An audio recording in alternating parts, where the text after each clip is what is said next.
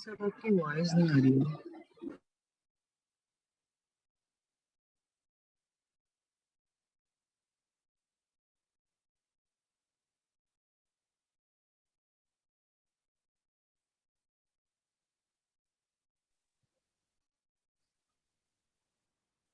Sir आपकी voice नहीं आ रही है।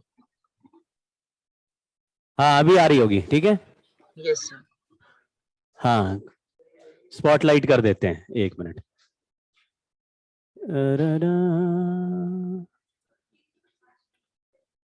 हाँ ये हो गया, रिकॉर्डिंग ऑन है, स्पॉटलाइट हो गया है, सब लोग ठीक हैं। चलो जी।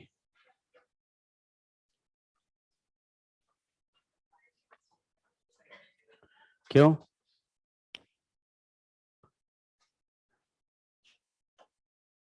हाँ ये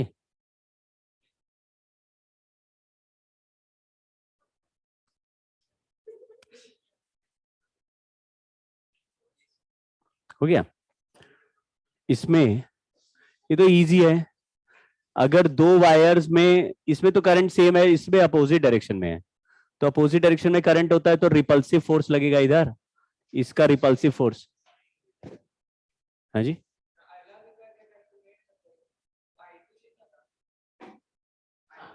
ये दोनों I1 है, वो I2 है। हाँ तो एक बोल रहा है ये I1 वाला इस I2 पे, देखो पैरेलल है दोनों वायर, लेकिन पैरेलल में डायरेक्शन ऑफ करंट अपोजिट हुआ तो रिपल्सिव फोर्स लगेगा, तो फोर्स का वैल्यू F लिख दिया। इधर से भी करंट I1 है और इस पे I2 है और डिस्टेंस भी सेम है, तो इसका फोर्स भी F होगा, रिपल्सिव हो जाएगा। तो इनके बीच में कितना एंगल हो गया?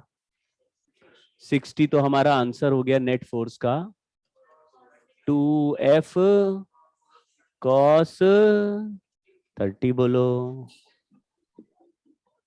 साइन थीटा बाई 2 लेंगे, मतलब cos थीटा बाई 2 लेंगे, या फिर बीच में कंपोनेंट ऐड होगा ना। अगर दो फोर्स के बीच में यहां 60 डिग्री है तो इसका कौन सा कंपोनेंट ऐड होगा? इधर 30 है, इधर 30 है, तो cos 30 ऐड हो जाएगा, sin 30 कट जाएगा। ये तो तरीका होता है। अभी इसमें दो वायर में अपोजिट करंट है, बट I1 और I1 है, और I2 वाले वायर पे फोर्स निकालना है, I2 वाले वायर पे फोर्स। तो I1 का इस I2 पे डायरेक्शन ऑफ करंट सेम है, तो फोर्स अट्रैक्टिव हो गया। और ये I1 का I2 पे फोर्स का डायरेक्शन रिपल्सिव है, क्योंकि ये अपोजिट करंट है, रिपल्सिव हो गया। तो इस F और F के बीच में कितना एंगल हो गया? 120। तो नेट फोर्स का आंसर इस केस में क्या हो गया? 2F cos 60। cos 60 तो 1/2 होता है, तो F हो गया, यानी कि mu naught I1 I2 upon L कर देते अपॉन 2πt। ठीक है, फोर्स ऑन वायर C है, C का लेंथ L है, ऐसे कर दिया। इस बीच वाले सवाल को देख लेते हैं। मान लो इस डिस्टेंस को मैं 2a बोल देता हूं,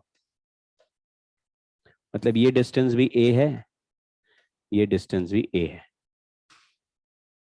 थोड़ा इंटीग्रेशन करना पड़ेगा।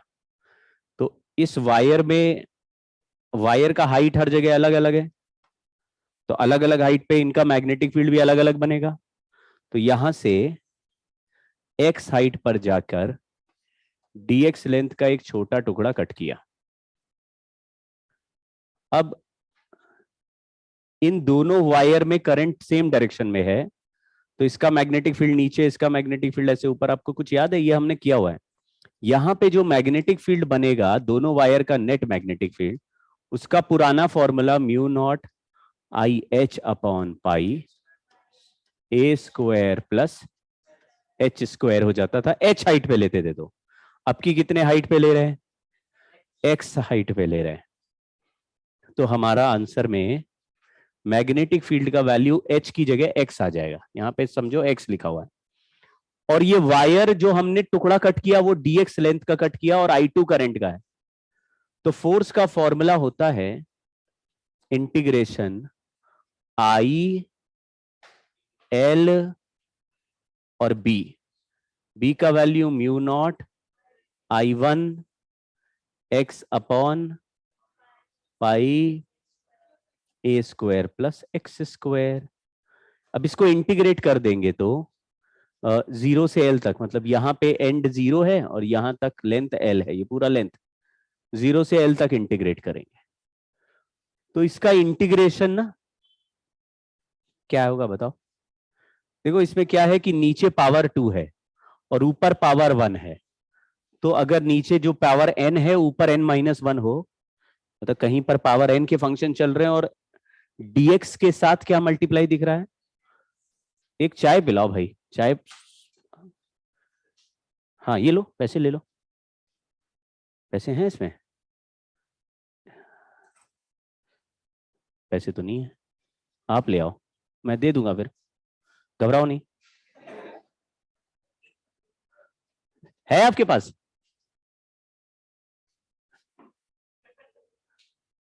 तो उसका पेटीएम का मुझे वो भेज। अरे यार कार में रह गया लग रहा। ये बताओ, इतना भी मार्केट में अब वैल्यू नहीं बची कि चाय भी पी पाए हैं क्यों भाई?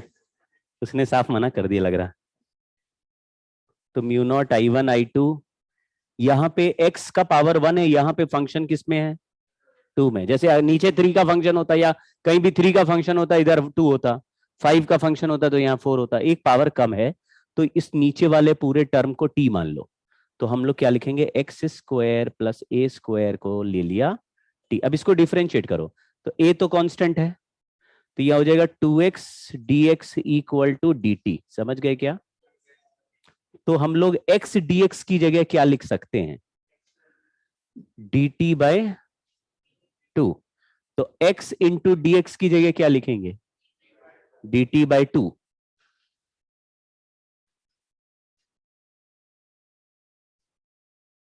dt बाय 2 यहां पे लिख रहे हो, आप लिख रहे हैं mu naught I1 I2 x dx की जगह लिखा dt बाई 2 अपॉन पाई, और ए स्क्वायर प्लस एक्स स्क्वायर की जगह क्या लिखा t। तो आपको dt बाई टी का इंटीग्रेशन दिखने लगा, इसको क्या कहेंगे,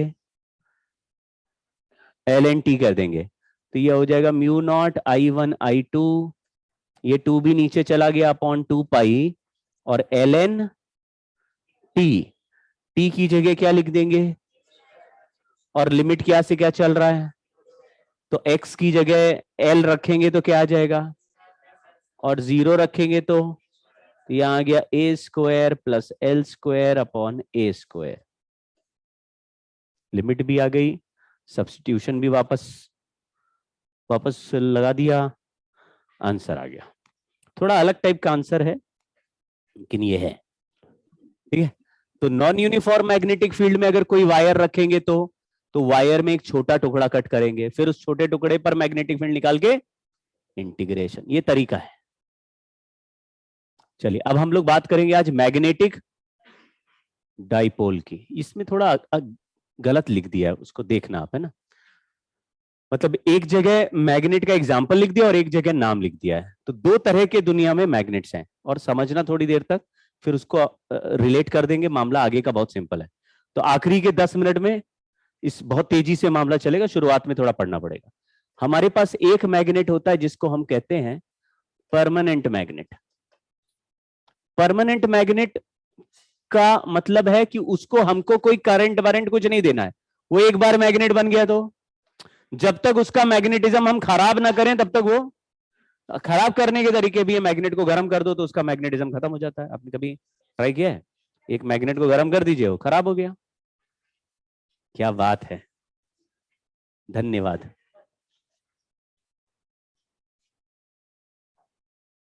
चाय पी लिए जाए।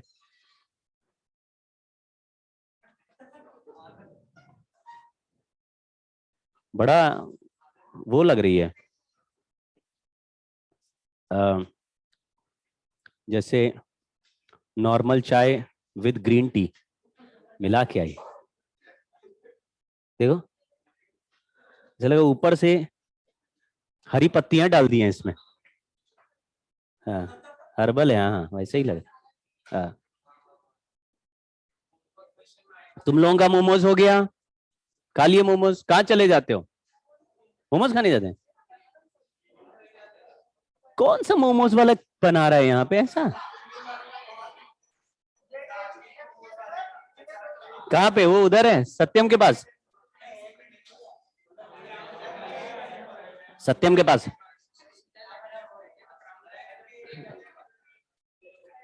अच्छा अच्छा, हाँ तो फिर मैं भी खाऊंगा। हाँ भाई, हाँ देखो देखो, आधा टॉपिक निकल गया। हाँ देखो, एक टाइप का मैग्नेट का नाम क्या है और दूसरे टाइप का मैग्नेट है इलेक्ट्रोमैग्नेट। अब सबका दोनों का एक एक एग्जांपल।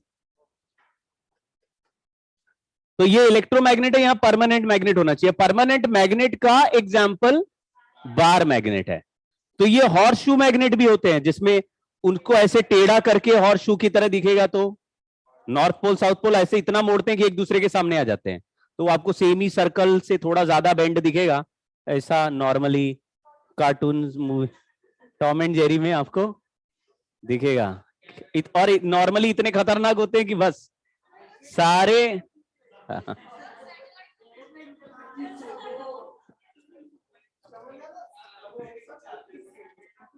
तो कार्टून के लिए मैं बहुत ही थैंकफुल हूं कि मैग्नेट अट्रैक्ट कर रहा है। ऐसे तो गधे कुछ पता है नहीं, लेकिन कार्टून में देख लिया, हाँ अट्रैक्ट करता होगा, तो लोगों को पता है। यहां पे डाइपोल भी इसको कहेंगे। तो ये दो जो मैग्नेट है, इन दोनों का नाम है डाइपोल। तो डाइपोल इसलिए क्योंकि यहां तो दिख ही रहा है, एक साइड नॉर्थ पोल है, एक साइड साउथ पोल। इसमें जो करंट फ्लो करेगा उसके हिसाब से राइट हैंड घुमाना है, और थंब जिस तरफ आ गया वो साइड में और उसके अपोजिट फेस में। नॉर्थ पोल से साउथ पोल वाला जो परमानेंट मैग्नेट है, उसमें मैग्नेटिक फील्ड मैग्नेट के बाहर नॉर्थ टू साउथ चलती है, अंदर और ऐसे। और इसमें भी ऐसे ही है, मैग्नेटिक फील्ड चलेगा एक साइड से नॉर्थ से बाहर निकलेगा और साउथ। देखो आपने राइट हैंड घुमाया तो थंब जिस तरफ बाहर आ रहा है उसी साइड मैग्नेटिक फील्ड आ रही है। तो मैग्नेटिक फील्ड किस साइड से बाहर आती है? नॉर्थ साउथ से। तो नॉर्थ साइड इधर है और साउथ साइड इधर है, ये जुड़ा हो रहता है। अगर किसी भी कॉइल को ऐसे सामने से देखो और एंटी क्लॉकवाइज करंट हो तो इसका नॉर्थ पोल आपको दिख रहा है। अगर क्लॉकवाइज करंट है तो साउथ पोल आपको दिख रहा है। मतलब साउथ पोल इस साइड है तो नॉर्थ पोल किधर होगा? पीछे वाले साइड में होगा। तो ये क्या चीज है? ये भी मैग्नेटिक डाइपोल है, बट इसका नाम इलेक्ट्रोमैग्नेट है। ये कॉइल का शेप कुछ भी हो सकता है, ये स्क्वायर, रेक्टेंगल, सर्कल या सोलेनॉइड, कोई भी शेप हो सकता है, लेकिन करंट है और मैग्नेट बनेगा ऐसा कॉइल होके, तो हम लोग बोल देंगे इसको, आप समझना, स्ट्रेट वायर में जो करंट है उससे भी मैग्नेटिक फील्ड बनता है, लेकिन इसको डाइपोल नहीं कहते। डाइपोल किसको कहते हैं? क्लोज लूप होना चाहिए, उसको डाइपोल कहते हैं। आप पहचानना, हम यहां पे अभी चैप्टर में क्या पढ़ रहे हैं? डाइपोल पढ़ रहे हैं। तो डाइपोल किसको कह रहे हैं?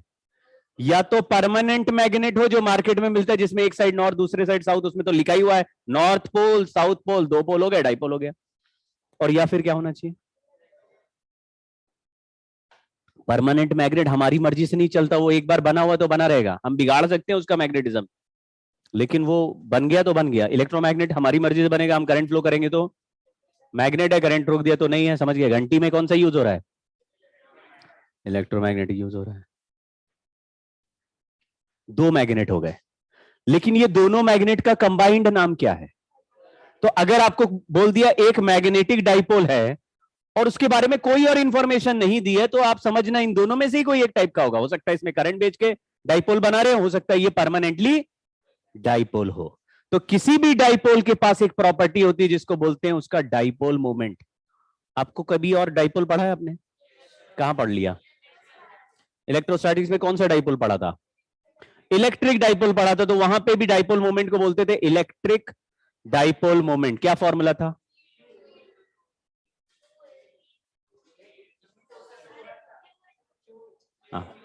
डाइपोल मोमेंट का सिंबल पी था, तो P is equal to Q into separation, जो Q into L, Q into charge के बीच का सेपरेशन। Q क्या था? चार्ज का वैल्यू था, मतलब कोई भी पॉजिटिव चार्ज का मैग्नीट्यूड लिख लो या नेगेटिव चार्ज का वैल्यू लिखना बस, और इंटू सेपरेशन। तो ये जो परमानेंट मैग्नेट है ये बिल्कुल उसी की तरह बिहेव करेगा। यहां पर डाइपोल मोमेंट का फॉर्मूला यही लिख दे रहा हूं। तो डाइपोल मोमेंट के दो फॉर्मूले याद करेंगे, एक होगा परमानेंट मैग्नेट का डाइपोल मोमेंट, एक होगा इलेक्ट्रोमैग्नेट का। दोनों का काम एक ही है, मतलब जैसा बिहेवियर इस डाइपोल मोमेंट का मिलेगा वैसे ही बिहेवियर इसका मिलेगा। तो अगर कोई बोलता है डाइपोल हमारे पास है, उसमें फिर भेदभाव नहीं करना है कि वो इलेक्ट्रोमैग्नेट से बना हुआ डाइपोल है या परमानेंट मैग्नेट वाला डाइपोल है, क्योंकि डाइपोल बोल दिया तो वो उसकी आगे की प्रॉपर्टी फिक्स हो गई। वो डाइपोल बनने के लिए हमारे पास दो तरीके हैं। तो डाइपोल मोमेंट का वैल्यू अगर परमानेंट मैग्नेट की बात करें, यहां पे कैपिटल एम लिख रहा हूं, फॉर्मूला है चार्ज इनटू सेपरेशन, वैसे ही है, लेकिन चार्ज नहीं लिखा है यहां, क्योंकि चार्ज नहीं होता यहां। इसमें ये टर्म स्मॉल एम लिखा है और स्मॉल एम का नाम रखा है पोल स्ट्रेंथ। और आपको इसको पॉजिटिव और नेगेटिव चार्ज की तरह ही इमेजिन करना है। नॉर्थ पोल पॉजिटिव चार्ज है और साउथ पोल, समझ गए? जैसे अगर इस परमानेंट मैग्नेट को किसी एक्सटर्नल मैग्नेटिक फील्ड में रख दूं तो नॉर्थ पोल आपको पॉजिटिव चार्ज की तरह इमेजिन करना है। तो मान लो मैग्नेटिक फील्ड ऊपर है तो नॉर्थ पोल पे ऊपर फोर्स लग जाएगा और साउथ पोल पे नीचे लग जाएगा, वो नेगेटिव चार्ज की तरह, समझ गए क्या? वैसे ही बिहेव कराना है, इमेजिन भी वैसे ही करना है। ये एम क्या है? पोल स्ट्रेंथ कोई ऐसी प्रॉपर्टी नहीं है जिसको हम कैलकुलेट करेंगे, वो हमें एक सवाल में दिया रहेगा तो हम इस फॉर्मूले में रख देंगे, लेकिन उस पोल स्ट्रेंथ को हम देख के नहीं बता पाएंगे कि कितना पोल स्ट्रेंथ है। वो दिया है तो यूज करो, समझ गए क्या? उसका और कोई काम नहीं है, नाम बस पोल स्ट्रेंथ है। मेन मुद्दा है कि ये जो डाइपोल मोमेंट है किसके प्रोपोर्शनल चल रहा है? डाइपोल के दोनों एंड के सेपरेशन के प्रोपोर्शनल। ये डी जो है वो separation between north pole and, समझ गए, नॉर्थ पोल साउथ पोल कितना दूर है, स्ट्रेट लाइन। इलेक्ट्रोमैग्नेट का भी डाइपोल मोमेंट का फॉर्मूला है और इसमें डाइपोल मोमेंट का फॉर्मूला है NIA। N number of turns है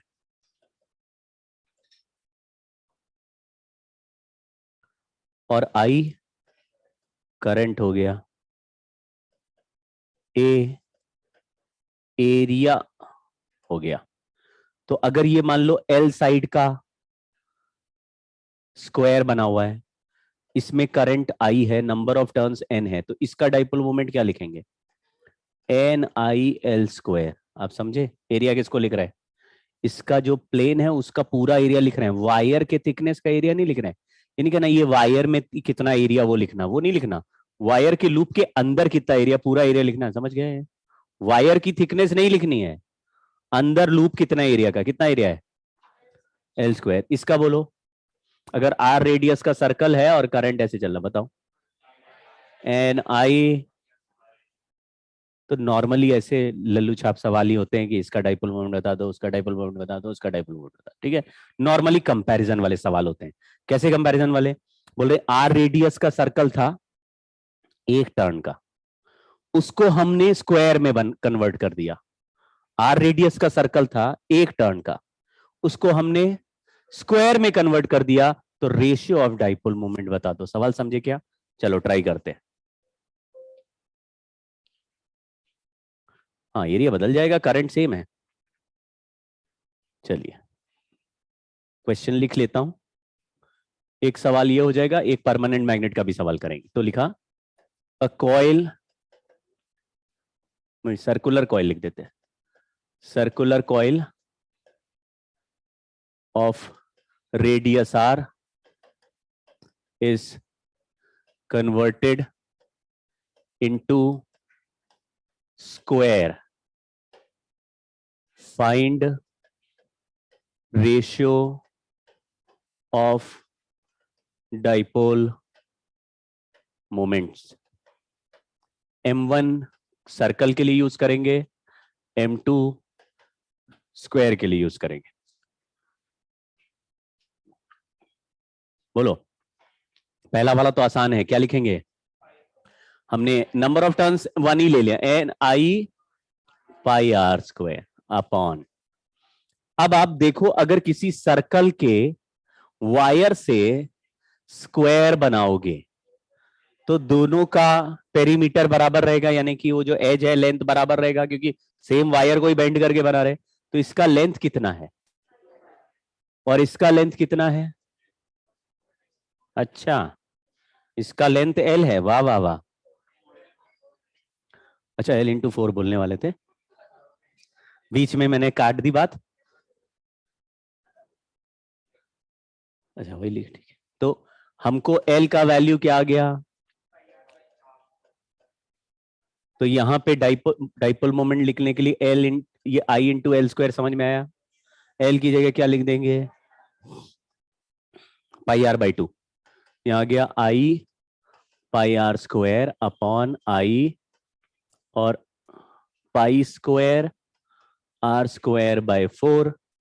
आई कैंसिल हो गया, पाई एक कैंसिल हो गया, आर स्क्वायर कैंसिल हो गया, 4 बाय पाई आ गया m1 अपॉन m2।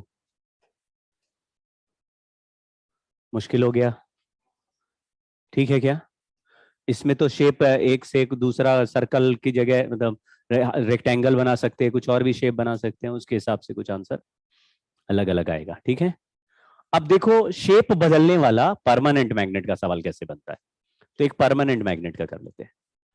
बोल रहा है a bar magnet is bent to form a circular arc of angle pi by 3. Find ratio of dipole moments. एक बार मैग्नेट था, बार है तो ऐसे सीधा स्ट्रेट रॉड ही होगा। इसका लेंथ क्या है? कुछ मान लो एल है, हमको क्या पता, दिया होगा एल मान लिया। यहाँ पे साउथ पोल रहा होगा, यहाँ नॉर्थ पोल रहा होगा, तो साउथ और नॉर्थ के बीच में कितना गैप था? तो पहला जो मैग्नेटिक मोमेंट है वो प्रोपोर्शनल टू एल ही रहेगा, बोलो। अब दूसरा मैग्नेटिक मोमेंट निकालेंगे, लेकिन इसको बेंड कर दिया, तो मैंने इसको ऐसा बेंड कर दिया कि इसका लेंथ तो एल है, लेकिन ये अब एक सर्कुलर आर्क में कन्वर्ट हो गया, वो भी कितने एंगल की? समझ गए क्या? तो अब बताओ, अगर ये टर्म है रेडियस, ये टर्म भी है रेडियस, तो इसका लेंथ जो हो जाएगा वो एंगल इंटू रेडियस हो जाएगा, बोलो। अच्छा बताओ, अभी इसके साउथ और नॉर्थ के बीच में कितना गैप दिख रहा है? क्योंकि मैंने बोला साउथ और नॉर्थ के बीच का सेपरेशन चाहिए, एग्जैक्ट स्ट्रेट लाइन वाला सेपरेशन। ठीक है, तो आप देखेंगे यहां 60 डिग्री लिख दिया, तो ये 60-60 यानी इक्विलैटरल ट्रायंगल हो गया। तो ये डिस्टेंस भी क्या है? अगर ये डिस्टेंस का ये एंगल 60 डिग्री नहीं होता, कुछ और होता, मान लो थीटा होता, तो ये 2r साइन थीटा बाई 2 हो जाता। 2r, आप देखते हैं, आप यहाँ पे एक परपेंडिकुलर ड्रॉप करते तो r cos थीटा बाई 2 ये हो जाता, सामने वाला side r sine theta by 2 ये भी क्या हो जाता, तो 2r साइन, मतलब ये डिस्टेंस निकल आता। अभी हमको ये वाला डिस्टेंस चाहिए जो कि नया लेंथ है, और नया लेंथ भी किसके बराबर है? r के बराबर है। तो नया लेंथ r के बराबर है, और r का वैल्यू पुराने लेंथ के रिस्पेक्ट में कितना आ रहा है? 3l by pi. तो अब बताओ, पुराना डाइपोल मोमेंट m इंटू पुराना लेंथ, नया डाइपोल मोमेंट m इंटू नया लेंथ, और नया लेंथ का वैल्यू कितना आ गया पुराने लेंथ? तो यहां पे रख रहे हैं, m से m कैंसिल हो गया, l upon 3l by pi. Answer क्या आया? Pi by 3। समझ गए? तो ऐसे भी हो सकता है सवाल, जैसे रॉड सीधा दिया हुआ था, बोल रहा है रॉड को मिड पॉइंट से बेंड करके 90 डिग्री का एंगल बना दिया। तो अगर मिड पॉइंट से बेंड करके एल लेंथ के रॉड को ऐसे 90 डिग्री मोड़ दे, तो इसके साउथ पोल और नॉर्थ पोल के बीच में कितना गैप दिखने लगेगा? कितना हो जाएगा?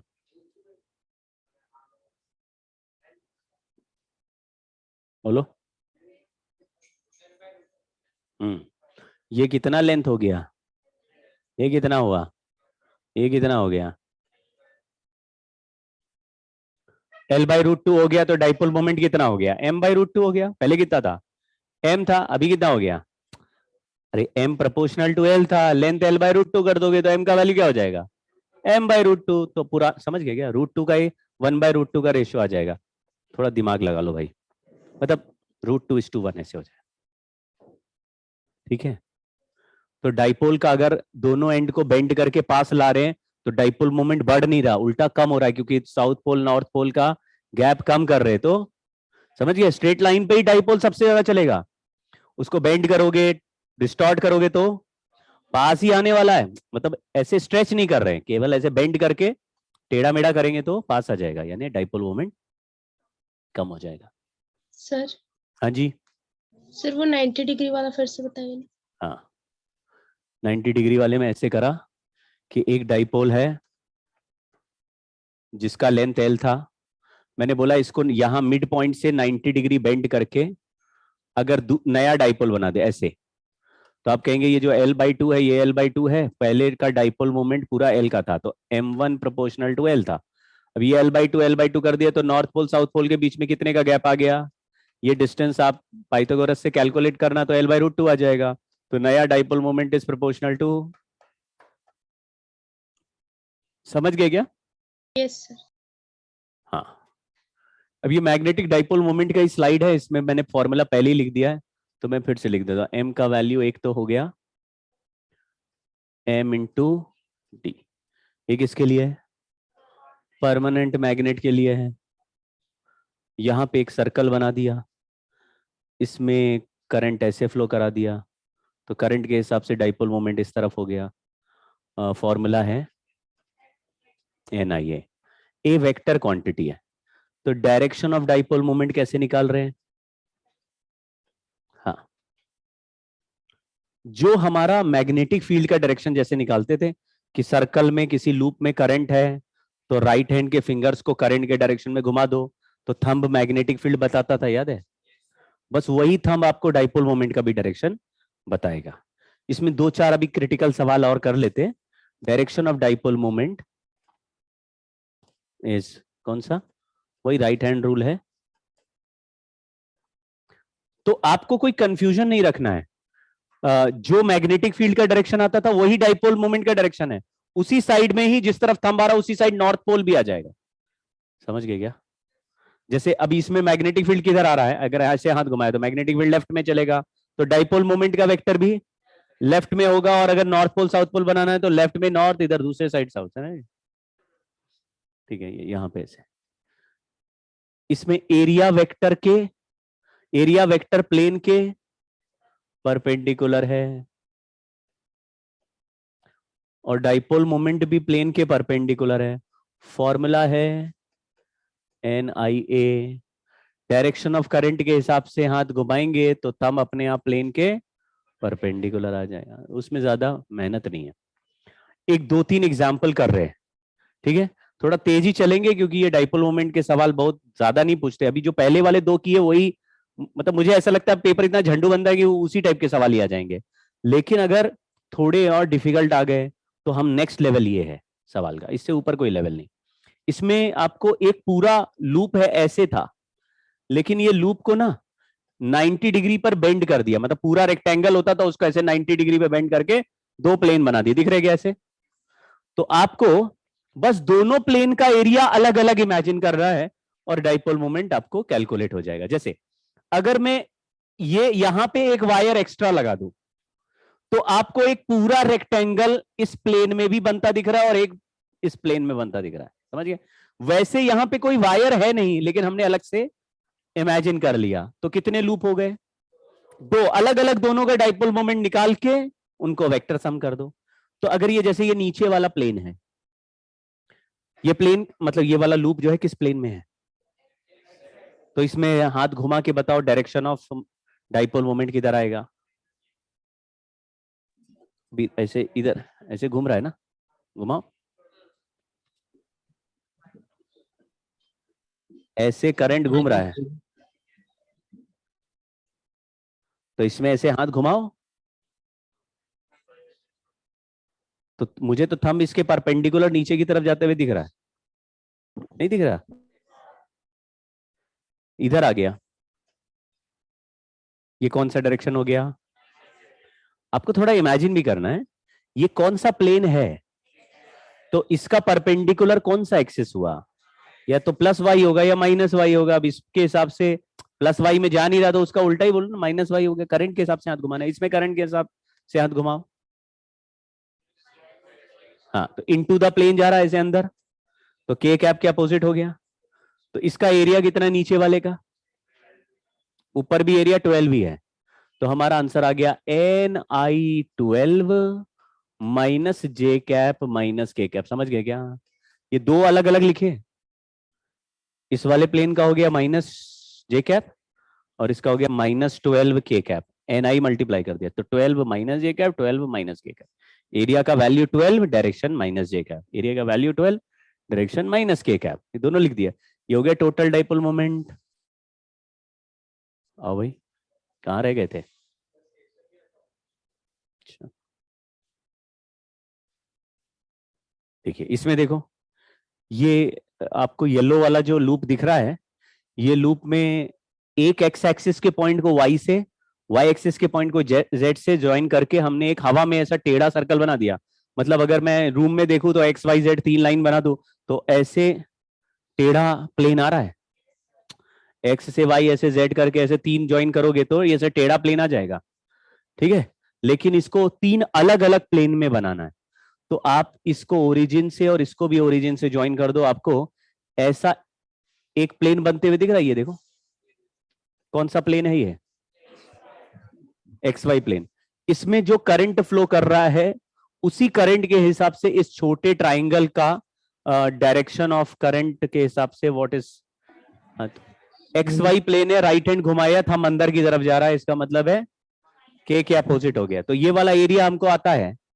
अगर मैं इसको A00 बोल दूं, एक्स एक्सिस है, इसको 0B0 बोल दूं और इसको 00C बोल दूं, तो ये B है और ये A है। इतना एरिया कितना हो गया? तो आपको एरिया बस पकड़ना है। ऐसे ही अगर इधर से ज्वाइन कर दोगे तो क्या एक एरिया इस प्लेन में दिख रहा है आपको?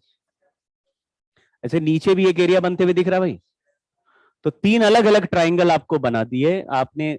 मिनिमम नंबर ऑफ साइड्स को ओरिजिन से ज्वाइन किया, 3 चाहिए थी, 3 ज्वाइन किए, तो 3 अलग अलग प्लेन में हो गए। सबको ऐड कर दो, अलग अलग आंसर आ जाएगा। तो मैं लिख रहा हूं Ni हाफ AB माइनस के कैप, दिखा, प्लस हाफ BC, ये B है, ये C है, डायरेक्शन बोलो,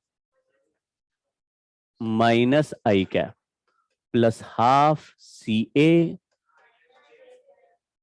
ये हमारा 3 एरिया हो गए, सब मिला के आंसर आ गया। ठीक है, एरिया कैसे देखना थोड़ा थोड़ा आइडिया लग रहा है। एक और एग्जांपल करते हैं, वो आपसे तुरंत हो जाएगा, लेकिन उसको भी समझ इमेजिन करना। सर ये वाला फिर से बताइए ना। हाँ सर ये समझ नहीं आया। 1 मिनट, हाँ किधर?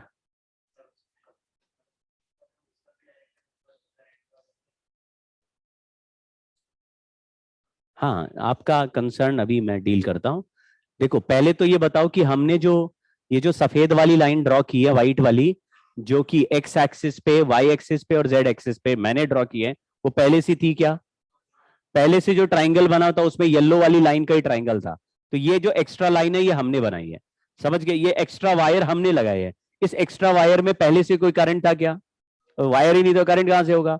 लेकिन आपको दिख रहा होगा कि एक वायर 2 अलग अलग प्लेन में कोइंसाइडिंग है, यानी कि शेयरिंग है। जैसे ए वाला जो लाइन है, ए वाला जो हमने एक्स एक्सिस पे वायर बनाया है, जो ओरिजिन से लेकर कॉर्नर तक जा रहा है, ए लेंथ का है, वो 2 ट्राइंगल पे शेयरिंग है। ठीक है, अगर आप ओरिजिनल डायरेक्शन के करंट के हिसाब से देखोगे तो इस लूप में करंट चलेगा, जो भी डायरेक्शन चल रहा है इसके हिसाब से, येलो वाले के, तो येलो वाले के हिसाब से चलोगे तो इस एडेड लाइन पे इधर चलेगा, फिर इधर चलेगा, दिखा क्या? जबकि इस लूप के हिसाब से देखोगे तो यहां से नीचे आया, नीचे से वापस गया और फिर वापस से ऊपर गया। ठीक है क्या? तो आपने देखा कि इसमें 2 लूप में शेयरिंग है और एक लूप के हिसाब से करंट एक डायरेक्शन में जा रहा है और दूसरे लूप के अकॉर्डिंग करंट दूसरे डायरेक्शन में जा रहा है। तो इस वायर में नेट करंट क्या हो गया है? 0। यहां तो वैसे भी कोई वायर नहीं था, हम करंट तो वैसे भी नहीं इंट्रोड्यूस कर सकते थे, तो टोटल करंट क्या हो गया? ऐसे ही तुम इन दोनों लूप को भी एक साथ मिला के देखोगे तो इस वायर में करंट 0 आ जाएगा, और इन दोनों लूप को एक साथ देखोगे तो करंट 0 समझ गए क्या? तो जो एक्स्ट्रा वायर हम लगाते हैं वो 2 लूप के बीच में शेयरिंग होते हैं। वो बस प्लेन अलग अलग डिवाइड करने काम कर रहे हैं, उनमें नेट करंट हमेशा क्या रहेगा। तो जो ओरिजिनल करंट है उसी के हिसाब से करंट फ्लो कराना है। वो दो जगह अपने आप शेयरिंग बनेगा तो अपने आप कट जाएगा करंट, है ना। तो हम लोग वायर इंक्रीज कर रहे हैं लेकिन करंट इंट्रोड्यूस अलग से नहीं हो रहा है। ऐसे नहीं करना हमने तो वायर ही बढ़ा दिया सर, उसमें तो करंट भी बढ़ा दिया तो हर वायर अपना मैग्नेटिक फील्ड बनाएगा तो स्ट्रॉन्ग मैग्नेट हो गया, ऐसा नहीं है। ओवरऑल मिला के ये रिजल्ट वही देगा जो ऑलरेडी हो रहा है। तो करा क्या, ऐसे X axis Y axis Z axis पे 3 पॉइंट यहां यहां यहां थे, इनको ज्वाइन करके तीन एक पूरा ट्राइंगल बना हुआ था। क्वेश्चन पूछा था कि इस ट्राइंगल में अगर करंट आई है तो इसका डाइपोल मोमेंट बताओ। तो आपने बोला ये जो ट्राइंगल है ये ऐसे टेढ़ा हो रहा है, ऐसे आपको दिख रहा है हवा में ऐसे टेढ़ा ट्राइंगल है। तो इस ट्राइंगल का एरिया हम कैसे निकालेंगे, तो बड़ा टेढ़ा है, और उसका डायरेक्शन भी कैसे निकालेंगे, ऐसे निकालेंगे तो अजीब से थंब बीच में उड़ता हुआ जाएगा आई कैप जे कैप के कैप में।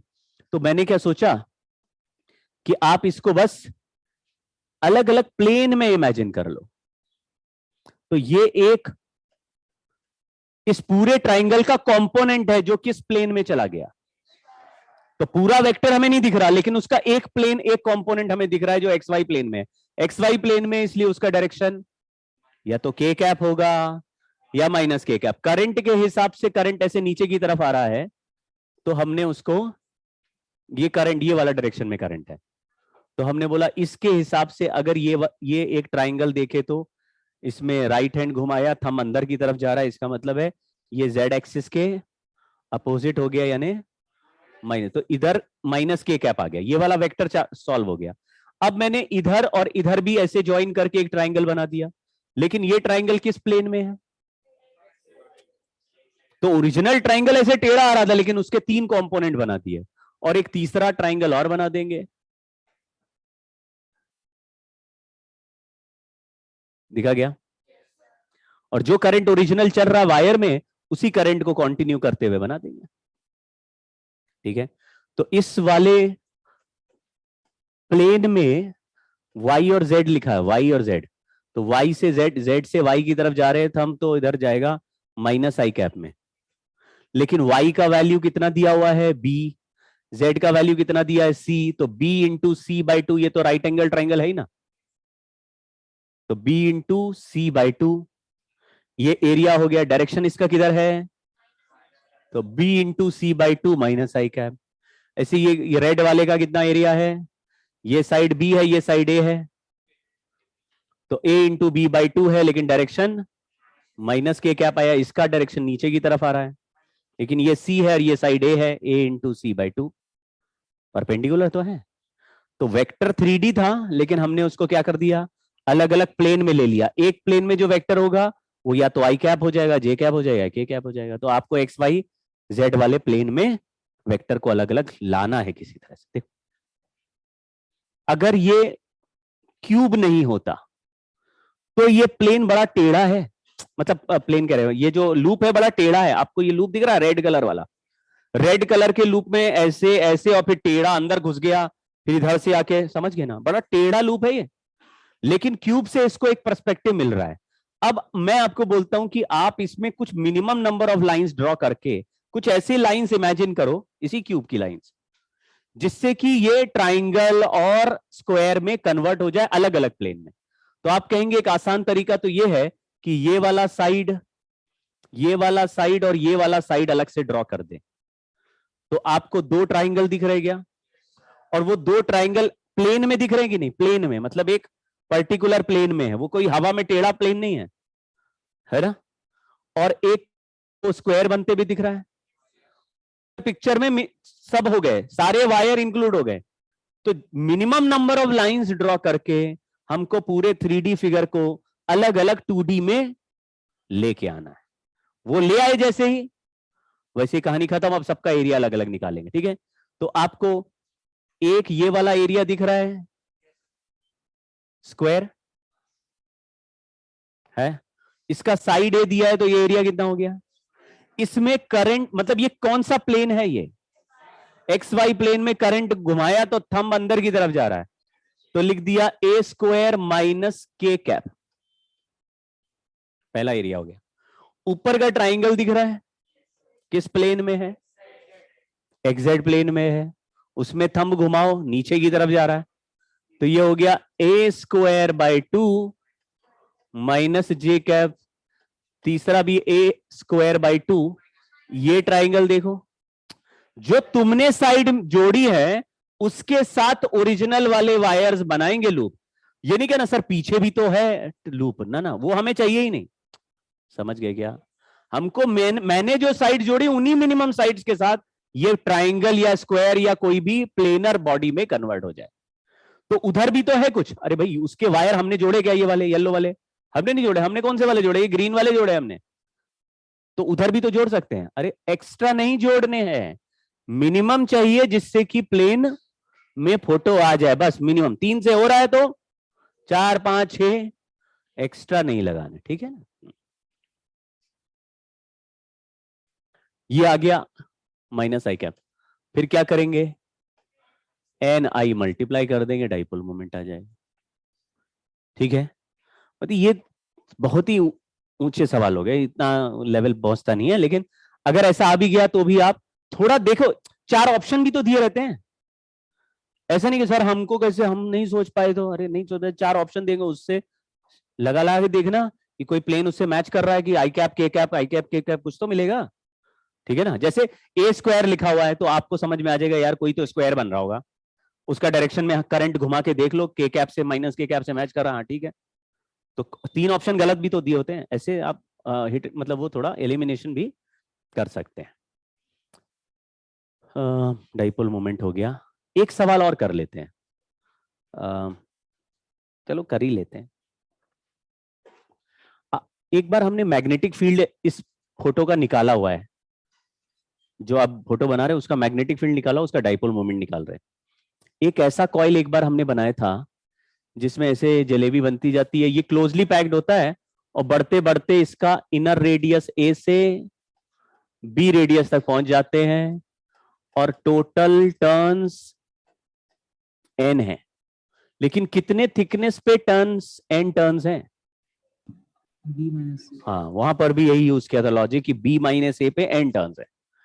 अगर ये पूरे एन टर्न्स एक ही रेडियस पे होते तो उसका डाइपोल मोमेंट क्या होता, NI πr²। एक ही रेडियस आर पे होते तो NI πr², मतलब पूरा जो सर्कल है उसके अंदर का एरिया चाहिए, ठीक है ना, अंदर का एरिया। यहां पे ए रेडियस पे सारे टर्न्स नहीं है, हालांकि उसका एरिया πa² हो सकता था, कुछ टर्न ए पे है, कुछ टर्न और बीच में है, कुछ टर्न और बीच में है, और बढ़ते बढ़ते टर्न्स ए से बी तक रेडियस जा रहा है। तो ऐसे सिचुएशन में हमको पता लगाना है फाइंड डाइपोल मोमेंट अगर करंट ए है, आई है, सॉरी करंट आई फ्लो कर रहा है, सारे कॉइल एक ही प्लेन में है तो सबका डाइपोल मोमेंट भी एक ही डायरेक्शन में होगा, है ना। हम क्या करेंगे बोलो, नॉर्मली ऐसे में जब वेरिएशन आ जाता है तो हम क्या करते हैं, हाँ आर पे जाके डी आर का एक पतला, ये यहां पे पतला सर्कल ले लिया, ये थिकनेस बिल्कुल नेग्लिजिबल है, लेकिन इस थिकनेस में नंबर ऑफ टर्न्स अलग हो जाएंगे, डीएन हो जाएंगे। ये थिकनेस कितनी है, तो डीएन का वैल्यू हो जाएगा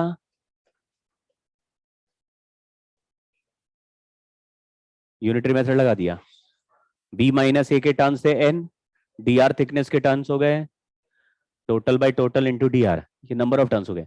इसका रेडियस कितना दिया है, फॉर्मूला क्या होता है डाइपोल मोमेंट का, NI πr²। n की जगह क्या लिख देंगे, dn लिख देंगे, और πr² में r की जगह r लिख देंगे।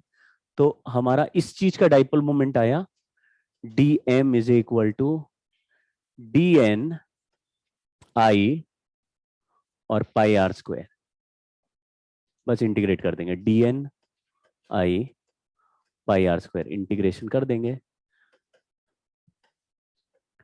n/b-a i πr² dr a से b।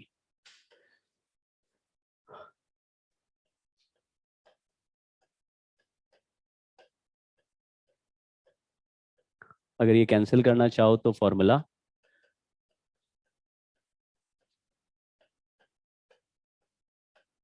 ये मैथ्स में आता है, b³ - a³ is b - a into A square plus A B, B minus A cut गया, A square plus B square plus A B.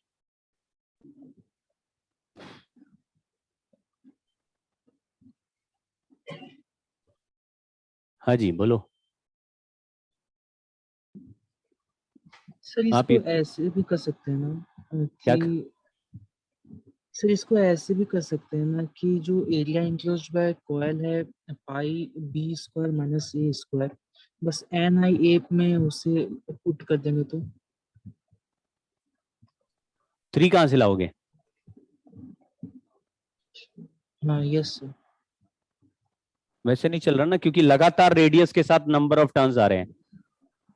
Sir तो से उसमें अगर ऐसे डायरेक्टली होता नंबर कि एक कॉइल बी का है और एक कॉइल ए का है और दोनों में करंट अपोजिट है, तो डाइपोल मोमेंट बताओ, तो तुम बोलते बी वाले का हो गया एन आई पाई बी स्क्वायर, और दूसरा ए वाला होता तो एन आई पाई ए स्क्वायर। लेकिन उसमें सारे टर्न बी पे भी होते और सारे ही एन टर्न्स ए पे होते और फिर उनको माइनस करते। लेकिन ऐसा सवाल तो बना है नहीं ना, यस ये सर। तो अलग है। हाँ चलिए एक रिजल्ट यहाँ पे और देखते हैं।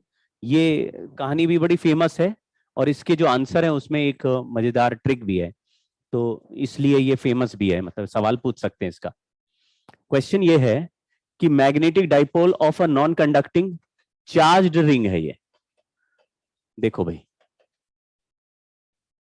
ये चार्ज क्यू का एक रिंग है जिसका रेडियस आर है, उसको हमने सेंटर के अबाउट ओमेगा से घुमा दिया। अब जब भी चार्ज घूमने लगता है तो भी वो करंट कैरिंग कॉइल बन जाता है। ऐसा हमने लास्ट कुछ क्लास में भी किया था कि एक चार्ज घूम रहा है, उसका मैग्नेटिक फील्ड बताओ सेंटर पे। नहीं, हाँ एक स्ट्रेट वायर है जिसको चला दिया, उससे पहले ही सर्कल में भी घुमा दिया था। तो आपने फॉर्मूला लगाया mu naught I by 2r और आई की जगह क्यू ओमेगा बाई 2 पाई लिख दिया था करंट का वैल्यू। एक बार चेक करो, चार्ज का चलते हुए चार्ज का मैग्नेटिक फील्ड जब निकाल रहे थे, और पीछे जाओ भाई, पीछे पीछे पीछे पीछे, चार चार तीन दो तीन क्लास पहले, चलते हुए चार्ज का मैग्नेटिक फील्ड जब बना रहे थे, नहीं बना रहे थे, चार्ज चला ही नहीं था कभी, चलते हुए चार्ज का। हाँ क्या है? सर आपने कराया था। चलते हुए चार्ज की वजह से मैग्नेटिक फील्ड बनता था, क्योंकि चलता हुआ चार्ज एक करंट बनाता है। कितना करंट आया था?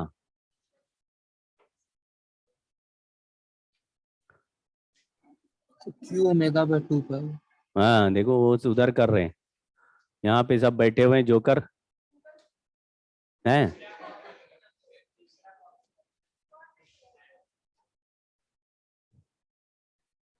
लोग मेहनत कर रहे हैं भाई, दुनिया में ऐसी बात नहीं, आप चौंक जाएंगे। बहुत बहुत धुआंधार लोग मेहनत करते हैं, है? तो वो ना बनिए क्या कुएं के मेढक कि हम सो रहे हैं सारी दुनिया तो सब सो रहे हैं। देखो क्यू चार्ज अगर इस सर्कल पे बैठा हुआ है और इसको घुमा दिया ओमेगा से, एक राउंड कंप्लीट करने में कितना टाइम लगेगा? टी। वेरी गुड, मैं सिंबल ही तो पूछ। अब ये सब आंसर देना स्टार्ट करो भैया। टाइम, एक राउंड का टाइम 2 पाई बाई ओमेगा, ये सब पुरानी बातें, क्या बात कर रहे हो। 2 पाई बाई ओमेगा एक राउंड का टाइम हो गया, और पूरे राउंड में कितना चार्ज है इसके पास, यानी एक राउंड में कितना चार्ज घूम जाएगा, क्यों घूम जाएगा। तो करंट का वैल्यू होता है charge phloem divided by time. तो हमने एक राउंड का टाइम क्यों लिया, 2 राउंड का क्यों नहीं लिया? क्योंकि 2 राउंड में चार्ज 2 बार घूमेगा, तो टोटल कितना चार्ज घूमेगा, 2q घूमेगा, समझे क्या। तो 2 राउंड का टाइम 2t लिखेंगे तो ऊपर चार्ज भी 2q लिखना पड़ेगा। अगर 10 राउंड लगा दिए तो करंट कितना होगा, करंट उतना ही होगा जो एक राउंड का करंट है, समझ गया क्या।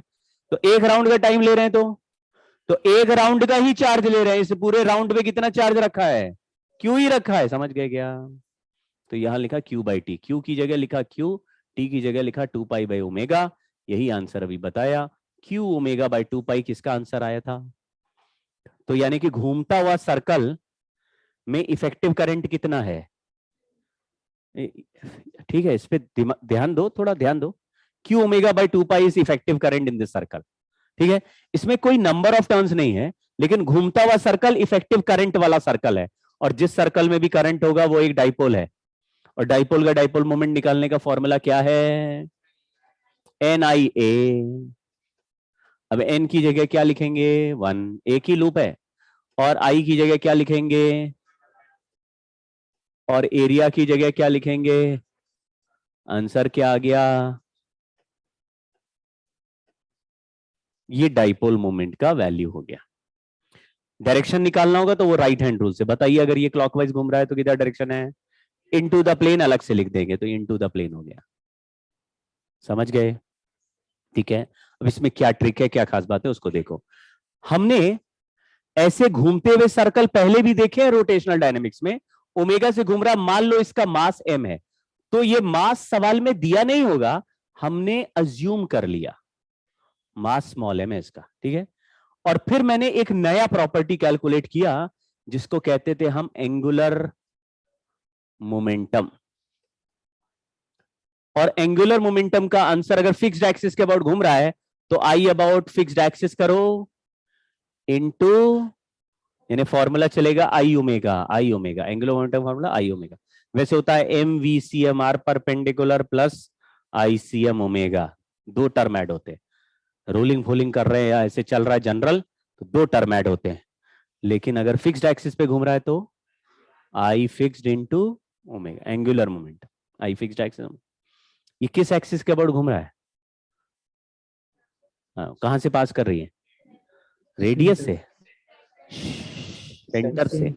तो सेंटर से पास कर रही है तो moment of inertia M R square हो गया। रिंग है इसलिए एम आर स्क्वायर लिखा हुआ है, एम आर स्क्वायर ओमेगा। अब देखो फॉर्मूला समझना, यहां पे लिख रहे मैग्नेटिक मोमेंट,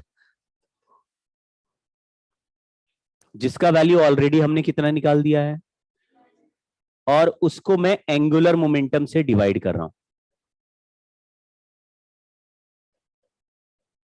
ठीक है, क्योंकि घूमने की वजह से मैग्नेटिक मोमेंट बना और घूमने की वजह से ही एंगुलर मोमेंटम है, दोनों घूम रहे तभी हो रहा है, तो इसको डिवाइड कर दीजिए।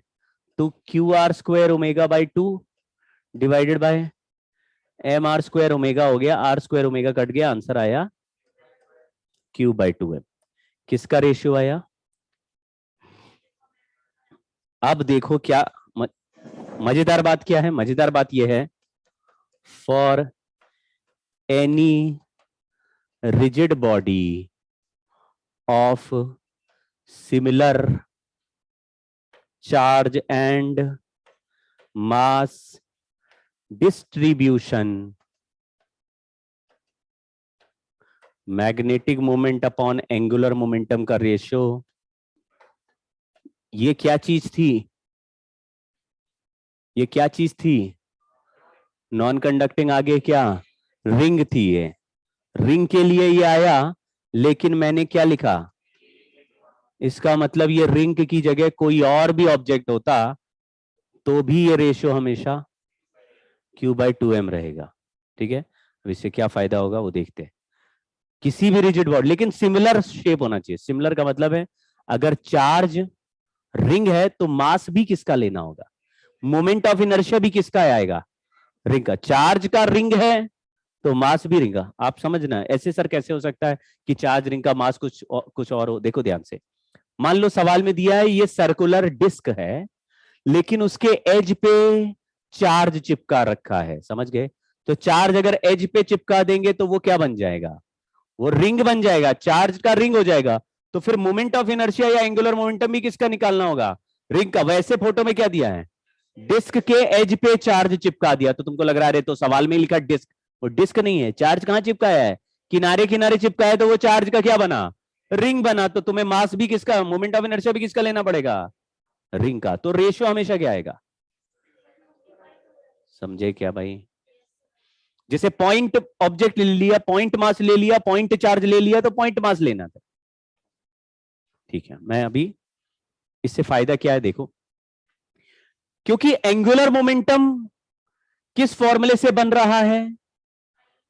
और आई मोमेंट ऑफ इनर्शिया, ये मुझे ऑलमोस्ट हर ऑब्जेक्ट का पहले से ही पता है, तो आई ओमेगा कैलकुलेट कर हमको तुरंत करना आता होगा। तो मैग्नेटिक मोमेंट कैलकुलेट करने के लिए हमको बस एंगुलर मोमेंटम को इधर ले जाके मल्टीप्लाई कर देंगे किसके साथ, तो आंसर आ जाएगा। ठीक है, अब इस मुद्दे को थोड़ा ट्राई करके देखते हैं।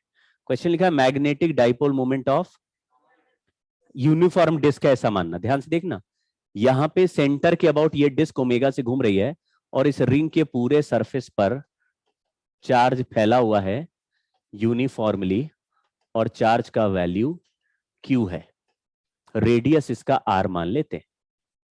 ठीक है, क्वेश्चन पूछा चार्ज Q का ये डिस्क अगर ओमेगा से घूमेगा तो इसका मैग्नेटिक डाइपोल मोमेंट कितना होगा। सवाल इतना ही है, चार्ज Q का डिस्क घूमेगा, तो जब डिस्क पे चार्ज है तो आपको डिस्क पे मास m मान लेना है।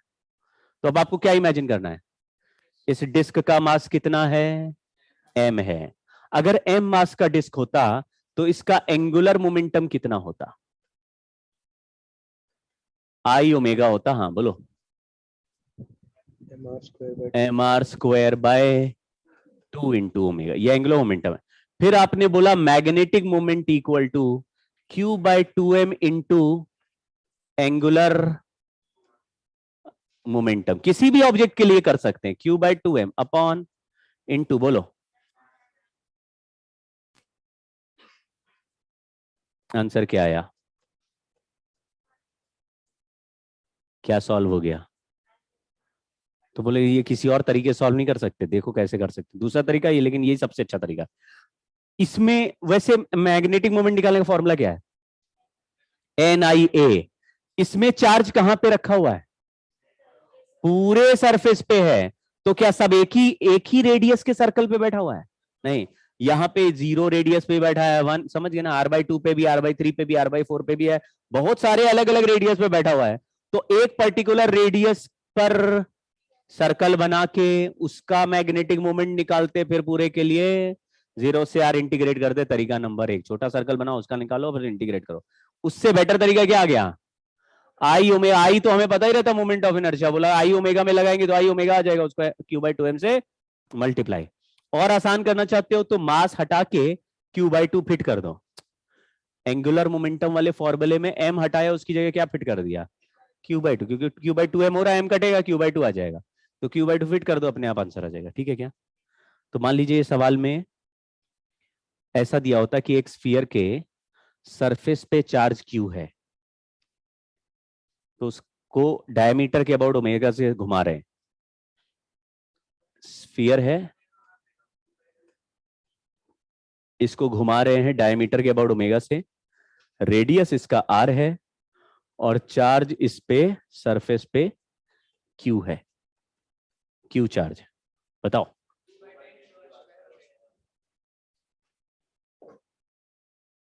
बोलो बच्चों,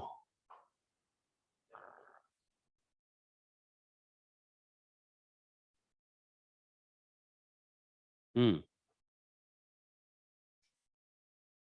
हम्म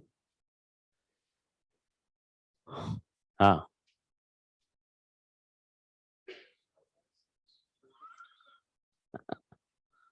किसी सॉलिड स्फीयर का मोमेंट ऑफ इनर्शिया का फॉर्मूला क्या होता है डायमीटर के ऊपर,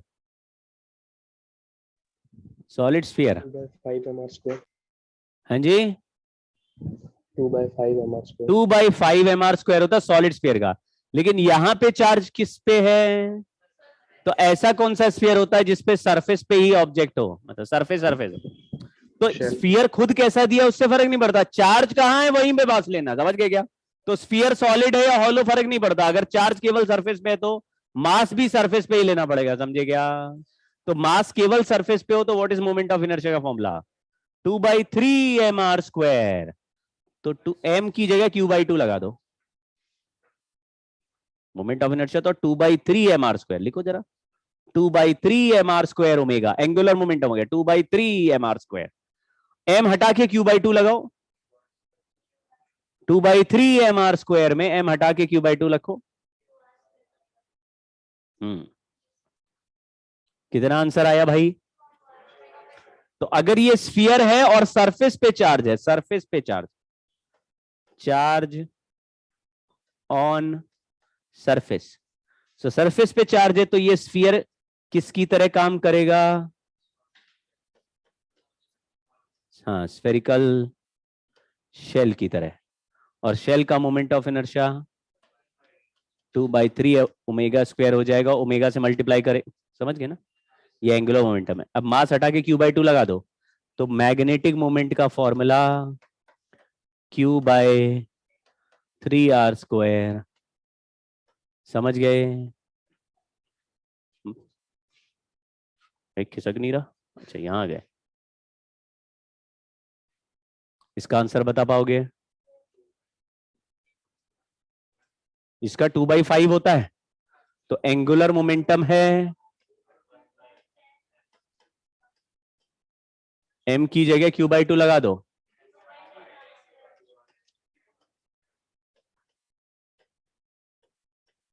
आंसर क्या आ गया? ठीक है, अच्छा 5 आ जाएगा। जानबूझ के लिखा था मैंने, चेक करा था तुम लोग पढ़ रहे हो कि नहीं। Very good. एक सवाल और। बोर्ड्स मॉडल पढ़ा है? बोर्ड्स मॉडल सुना है? तो इलेक्ट्रॉन सर्कुलर ऑर्बिट में घूमता है। अभी क्या सीखा कि चार्ज अगर गोल क्लोज लूप में घूमने लगेगा तो वो करंट कैरिंग लूप हो जाता है, और करंट कैरिंग लूप का एक मैग्नेटिक मोमेंट होता है। इसलिए मतलब इलेक्ट्रॉन जब भी सर्कल में घूमेगा तो एटम का एक मैग्नेटिक डाइपोल मोमेंट बनेगा। इस बात को रियलाइज करना, किसी भी एटम में इलेक्ट्रॉन्स होते हैं और हर इलेक्ट्रॉन घूम ही रहा होता है सर्कल में, तो सारे इलेक्ट्रॉन सर्कल में घूमेंगे तो सभी अपना अपना मैग्नेटिक डाइपोल मोमेंट बनाएंगे। समझ गए? लेकिन सारे सर्कल एक प्लेन में नहीं होते, उल्टा लोन पेयर वाले उल्टे चलते हैं, अपोजिट स्पिन मारते हैं, तो एक दूसरे का एंगुलर मोमेंटम कैंसिल करते हैं। एंगुलर मोमेंटम से ही मैग्नेटिक डाइपोल मोमेंट बनेगा। ठीक है, तो जहां पे पेयर्ड इलेक्ट्रॉन्स होंगे वहां पे एंगुलर मोमेंटम कट जाएगा। 1s2 बोला तो दो इलेक्ट्रॉन एक दूसरे का एंगुलर मोमेंटम कैंसिल कर देंगे तो नेट डाइपोल मोमेंट। लेकिन एक इलेक्ट्रॉन का डाइपोल मोमेंट होगा, दूसरा वाला उसको कैंसिल कर सकता है, तो एटम का नेट डाइपोल मोमेंट 0 भी हो सकता है, अगर कैंसिल नहीं किया तो नॉन जीरो भी हो सकता है। समझ गए? इसलिए दुनिया में कुछ एटम या कुछ मटेरियल मैग्नेटिक होंगे और कुछ मैग्नेटिक। समझ गए क्यों हो रहा है ऐसा? क्योंकि घूमता हुआ इलेक्ट्रॉन क्या है? करंट कैरिंग लूप है, और कोई भी लूप एक मैग्नेटिक डाइपोल है। कौन सा डाइपोल? जिसमें नॉर्थ पोल साउथ पोल होता है, वो वाला डाइपोल। समझ गए? हर एटम में डाइपोल है। तो यहां लिखा फाइंड डाइपोल मोमेंट। ये शब्दों को पकड़ना, ये एक ही है। कोई कहता है मैग्नेटिक डाइपोल मोमेंट बताओ, कभी कहता है मैग्नेटिक मोमेंट बताओ, कभी कहता है डाइपोल मोमेंट बताओ, ये सब एक ही बात है, कंफ्यूज नहीं होना है। तो क्या लिखा? Find dipole moment of an electron moving in nth orbit of, मतलब nth ऑर्बिट मतलब quantum number, principal quantum number जिसका n है। समझ गए क्या?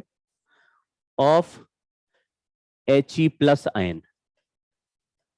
और आपको कौन सा मॉडल फॉलो करना है? ठीक। तो नॉर्मली जब इलेक्ट्रॉन घूमता है तो फॉर्मूला बन रहा है Q/2r²ओमेगा, Q r²ओमेगा/2, Q r²ओमेगा/2। लेकिन बोर्स मॉडल में ओमेगा का कोई फॉर्मूला पढ़ा था क्या आपने? हाँ, अभी तो याद नहीं होगा। तो उसको, उसके लिए ये वाला सवाल बड़ा स्पेशल है। ठीक है, यहां जो मेथड जो सीखा वो बोलता है magnetic moment equal to Q/2m। ये Q क्या है? इलेक्ट्रॉन है ना भाई, तो Q/2m इंटू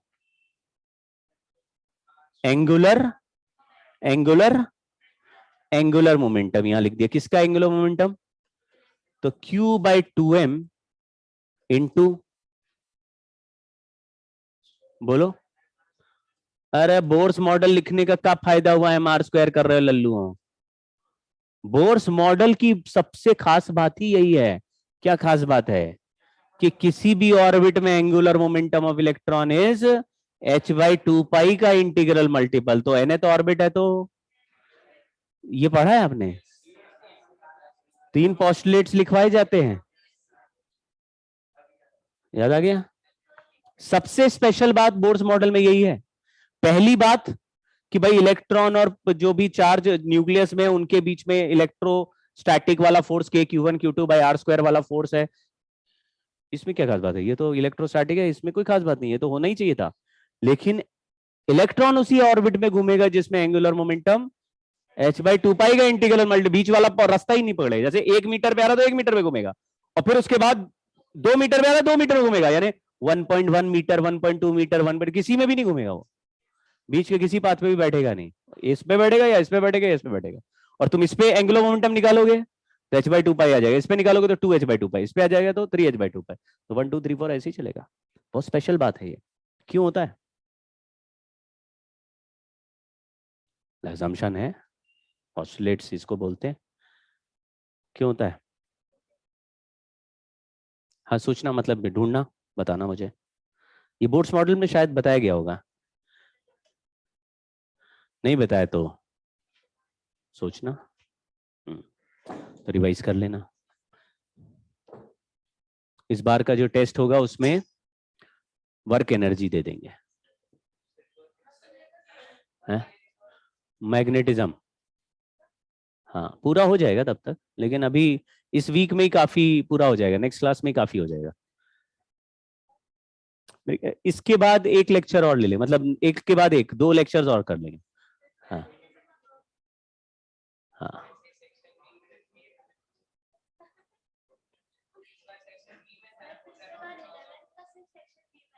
है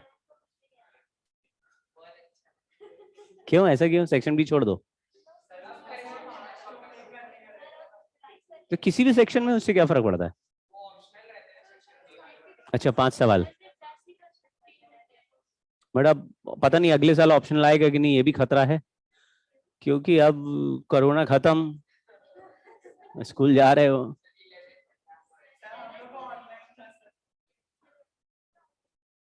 अच्छा, ठीक है।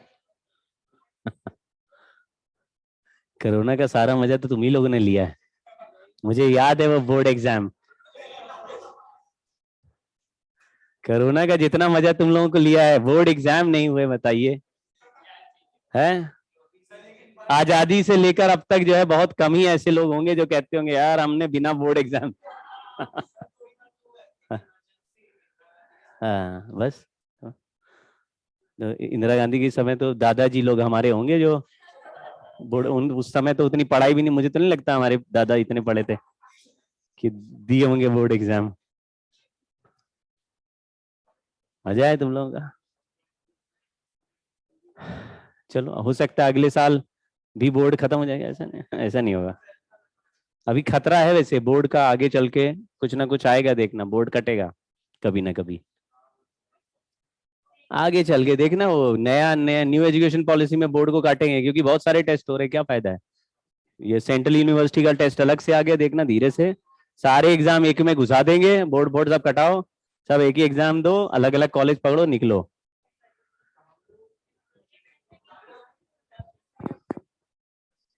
बोर्ड एग्जाम से वैसे कुछ नहीं होता, कुछ नहीं होता है, कोई नहीं पूछता है बोर्ड एग्जाम के ना, कोई नहीं पूछेगा, बहुत बिरले कोई होंगे, मतलब मे बी कोई आईएएस की तैयारी करे, आईएएस की तैयारी करे और वो इंटरव्यू में पहुंचे, और हो सकता है पूछ लिया उन्होंने तुम्हारा बोर्ड परसेंट क्या है, परसेंटेज, तो तुमने बोला 93%, ठीक है, 92%, ठीक, क्या उसे कुछ कुछ पता चल रहा है? तमाम तुमने देखे होंगे अभी आईएएस आजकल फोटो डालते हैं, एक एक किसी सोशल मीडिया मैंने देखा 2 3 आईएएस लोगों ने फोटो डाला जिनका बोर्ड में किसी का 40% था, किसी का 60% था, ऐसा फोटो डाल रहे हैं आईएएस, बोस्ट कर रहे हैं, हमने देखो आईएएस बने हुए डीएम बोर्ड परसेंट तुमको चिढ़ा रहे हैं magnetic field due to a dipole. इस कहानी को अब हम पढ़ेंगे नहीं, इसमें मैं रिजल्ट लिख रहा हूं, आप बताना ये रिजल्ट कहां से आया होगा। ये एक डाइपोल है, ये dipole south pole north pole हो गया, ये लाइन एक्सिस ऑफ डाइपोल हो गया। इस लाइन पर मैंने फील्ड लिखा तो एक्सियल मैग्नेटिक फील्ड हो गया 2km/r³ हो गया। के की जगह हमने μ0/4π लिख दिया इस चैप्टर के हिसाब से। ये समझ गए कहां से आया? चलो जी, परपेंडिकुलर में गए, इसको बोल दिया इक्विटोरियल।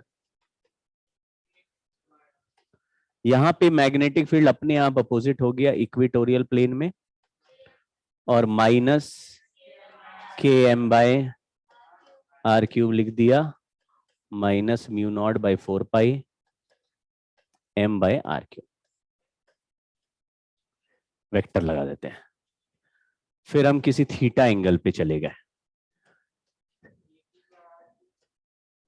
ये नेट लिख रहे हैं, मैग्नीट्यूड इधर लिख रहे हैं, तो आया km/r³ √, ये हो गया हमारा। 3 रिजल्ट पहचान में आए? चलो, इसमें क्या है कि पोटेंशियल नहीं होता, तो वहां पे पोटेंशियल का भी फॉर्मूला -kp cos θ/r² ऐसा लिखा था, यानी सामने वाली लाइन पे -kp/r² था और परपेंडिकुलर पे 0 था, बीच में kp cos θ/r² ऐसा था। है भाई, याद आ गया? नहीं, माइनस नहीं था, kp cos θ/r² ही था, माइनस नहीं था, है kp cos θ/r², kp cos θ/r²। तो वहां पोटेंशियल का फॉर्मूला था, यहाँ पोटेंशियल का कोई फॉर्मूला। उसके अलावा सारे रिजल्ट सेम है, उसके अलावा, यानी इलेक्ट्रिक फील्ड के जगह मैग्नेटिक फील्ड के रिजल्ट है। तो यहाँ पे ऐसे ही बना हुआ है, कंपैरिजन कर लेना, आप कर लोगे, ये रिजल्ट दोनों याद हो जाएंगे। ठीक, फिर टॉर्क वाला फॉर्मूला हमने करा, यहां पर भी 2 है। इलेक्ट्रोस्टैटिक्स में डाइपोल पर टॉर्क का फॉर्मूला, ये यूनिफॉर्म मैग्नेटिक फील्ड लिखा हुआ है, मतलब यूनिफॉर्म इलेक्ट्रिक फील्ड है या यूनिफॉर्म मैग्नेटिक फील्ड है। फिर फोर्स, नेट फोर्स लिखा तो 0 हो गया। यहां लिखते हैं टॉर्क।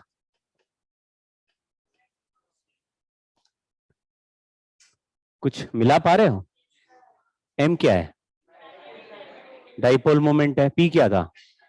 वो भी डाइपोल मोमेंट था। ई क्या है? वो फील्ड है। बी क्या है? यहाँ भी फील्ड है। समझ गए क्या? तो डाइपोल इलेक्ट्रिक था या मैग्नेटिक है, फील्ड इलेक्ट्रिक थी या मैग्नेटिक है। मामला बिल्कुल एनालॉजी चल रहा है। यहाँ पे नेट फोर्स बिल्कुल सिंपल है मामला। देखो, 2 तरीके से इसको पकड़ना। यहाँ पे dipole south pole north pole वाला कोई डाइपोल है, इसको क्या कहते हैं? Permanent magnet. मैग्नेटिक डाइपोल है, इसका नाम परमानेंट मैग्नेट है। इसमें नॉर्थ पोल पॉजिटिव चार्ज की तरह और साउथ पोल नेगेटिव चार्ज की तरह।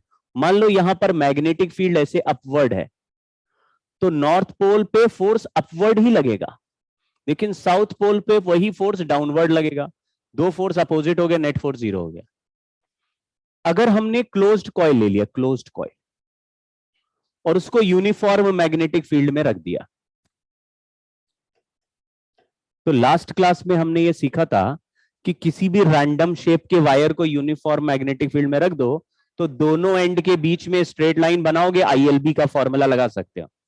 लेकिन यहां पे क्लोज लूप हो गया तो दोनों एंड के बीच का गैप, तो वहां पे ही देखा था कि क्लोज लूप अगर यूनिफॉर्म मैग्नेटिक फील्ड में रख दे तो इस पे नेट फोर्स पहले ही 0 आ रहा था। समझ गए? लेकिन इसको भी इसी लॉजिक से कर सकते कि इसमें एक साइड नॉर्थ पोल है और दूसरे साइड, तो अगर एक कॉइल है, एक कॉइल ऐसे रखा हुआ है और एक साइड नॉर्थ हो गया, दूसरी साइड साउथ हो गया, तो नॉर्थ को मैग्नेटिक फील्ड एक डायरेक्शन में धक्का देगा, साउथ को अपोजिट में। तो ये कॉइल पे 2 फोर्स लगेंगे, एक साइड ऊपर खींचने वाला, एक साइड नीचे, तो नेट फोर्स क्या हो जाएगा? लेकिन अगर 2 अपोजिट फोर्स लगते हैं तो उसको बोलते हैं कपल, इक्वल एंड अपोजिट। और कपल क्या करता है? टॉर्क बनाता है जो घुमाता है। नॉर्मल फोर्स, जैसे किसी ऑब्जेक्ट पे एक फोर्स भी लगे, दरवाजा खोलने के लिए हम क्या करते हैं? हैंडल पकड़ के खींचते हैं, तो 2 फोर्स लगा रहे क्या? एक लगा रहे, तो एक फोर्स भी तो टॉर्क बनाता है। और स्टीयरिंग ऐसे घुमाने के लिए, मान लो मैंने स्टीयरिंग ऐसे पकड़ा और एक साइड से नीचे धक्का दिया, दूसरी साइड से ऊपर धक्का दिया। एक साइड से भी चला सकते हैं, एक हाथ से भी घुमाएंगे स्टीयरिंग घूम जाएगा, या हैंडल है स्कूटर का, दोनों साइड से, इधर से थोड़ा अंदर खींचा, इससे सेम फोर्स लगाया बाहर मान लो, तो दो फोर्स से भी घुमा रहे।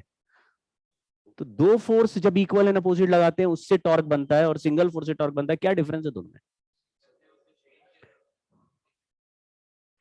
हाँ, तो उसमें भी है, स्कूटर का बीच में देखो एक्सिस बना हुआ है।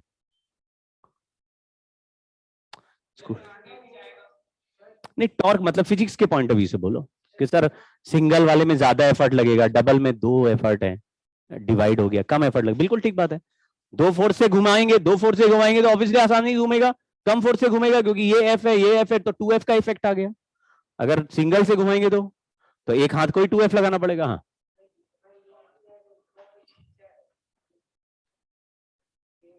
हाँ,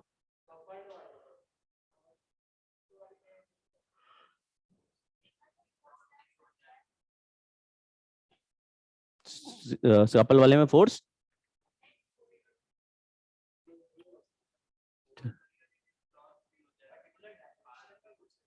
किसमें? R0। क्यों? अरे हैंडल तो एक्सिस से दूर ही है। आर तो हम डिसाइड करें, हम जितना दूर पे लगाना चाहे लगाएं।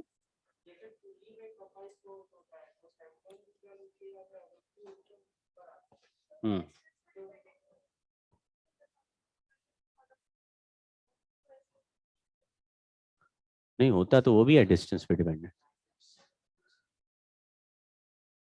जैसे अगर छोटा हैंडल हो स्कूटर का तो घुमाने में ज्यादा मेहनत लगेगी, बड़ा हैंडल है तो कम लगेगी। जितना दूर ले जाओगे, बस इसमें दो जगह फोर्स लगा रहे हो, और एक हाथ से घुमाएंगे तो एक जगह फोर्स लगा। What is the difference between torque created by single force और एंड कपल? कपल का मतलब इक्वल एंड अपोजिट फोर्स।